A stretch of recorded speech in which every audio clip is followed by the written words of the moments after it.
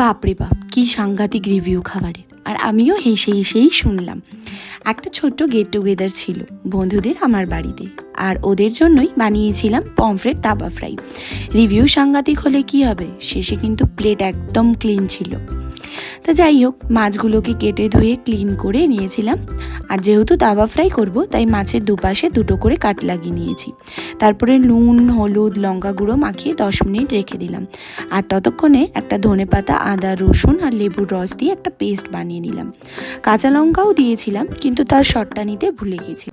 এরপর মাছে বানানো পেস্টটা দিয়ে দিলাম, আর সাথে অ্যাড করলাম 1 চামচ বেসন, আরও একটু লেবুর রস।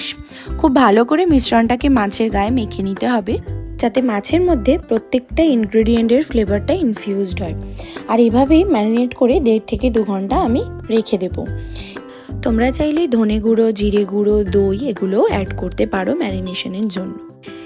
এরপর মাছটাকে ভেজে নেওয়ার পালা। তাওয়াটাকে গরম করে তেল দিয়ে তেলটাকেও খুব ভালোভাবে গরম করে নিলাম। এরপর মাছগুলোকে একে একে হালকা আঁচে ভেজে নেব।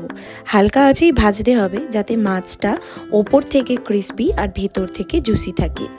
লেবু আর পেঁয়াজ দিয়ে সুন্দরভাবে গার্নিশিং করে ওপর থেকে চাট মশলা ছড়িয়ে সার্ভ করেছিলাম।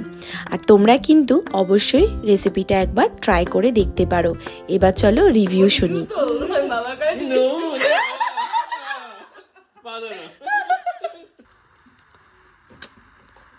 কোথায় বাড়াবো? গ্লাস আরো বাড়াবো নাকি? সুপার বলে দাও। ভালো, খুব ভালো হচ্ছে।